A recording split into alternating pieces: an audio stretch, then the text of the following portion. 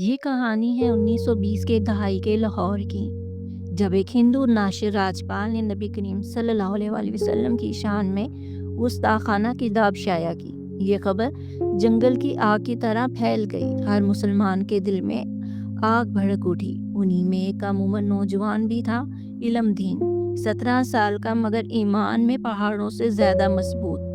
اس نے فیصلہ کیا وہ اس گستاخ کو انجام تک پہنچائے گا، اور اس نے راجپال کو قتل کر دیا۔ یہ ایک عمل جو اس کے عاشق رسول کی گواہی بن گیا۔ علم دین گرفتار ہوا، مقدمہ شروع ہوا۔ برطانوی عدالت میں اس وقت کفر کا راج تھا اور ایمان کی آواز دبائی جا رہی تھی۔ عدالت میں یہ کہا گیا کہ یہ ایک مجرمانہ قتل ہے، مگر اہل ایمان جانتے تھے یہ جرم نہیں، غیرت ایمانی کا اعلان تھا۔ علم دین کے مقدمے کی پیروی پہلے کئی وکلاء نے کی۔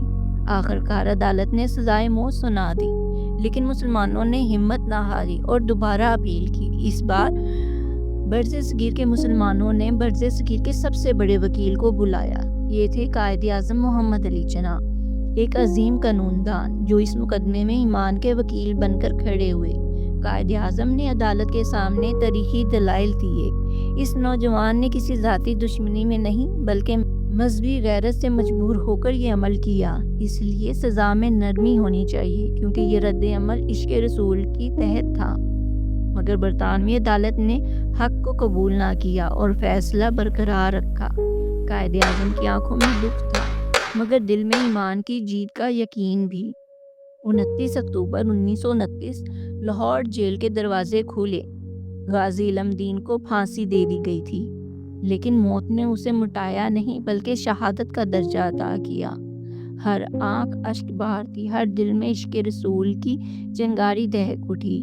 علامہ اقبال خاموش کھڑے تھے اور ان کے لبوں سے صرف ایک جملہ نکلا، اس کم عمر نے ہم بڑوں پر حجت تمام کر دی ہے۔ غازی علم دین، ایک نام جو بتاتا ہے کہ عشق رسول صلی اللہ علیہ وآلہ وسلم کے سامنے دنیا کی کوئی طاقت کچھ نہیں۔